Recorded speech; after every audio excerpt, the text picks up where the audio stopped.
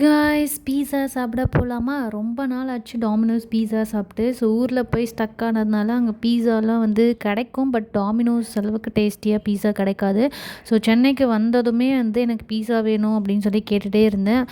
வீட்டுக்கு ஆர்டர் பண்ணி சாப்பிட்லான்னு தான் இருந்தோம். பட் இந்த சீஸி வல்கனோ பீஸா ட்ரை பண்ணோம் அப்படின்னு சொல்லிட்டு ரொம்ப நாள் ஆசை. நான் ஜெகதீஷ் ஒர்க்கில் ஃபுல்லாக ஆக்குபைடாக இருந்ததுனால ஒர்க்கிங் டேயில் சுத்தமாக எங்களால் வெளியே போக முடியாது. அதனால சாட்டர்டே வரைக்கும் வெயிட் பண்ண வேண்டியதாக போச்சு.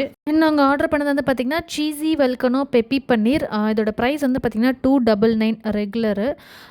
ஸோ நான்வெஜ்ஜும் இருந்துச்சு. அன்றைக்கி சாட்டர்டேன்றதால நாங்கள் வெஜ் தான் ட்ரை பண்ணியிருந்தோம். நான் எக்ஸ்பெக்ட் பண்ண மாதிரி இந்த சீஸ் அந்த அளவுக்குலாம் வலிஞ்சுலாம் வல்கன மாதிரிலாம் ஊற்றல. ரொம்ப சிம்பிளாக நார்மலாக தான் இருந்துச்சு. கொஞ்சம் சீஸியாக நல்லா இருந்துச்சு. செம்ம ஃப்ரெஷ்ஷாக இருந்துச்சு. டேஸ்ட் ரொம்ப சூப்பராகவும் இருந்துச்சு.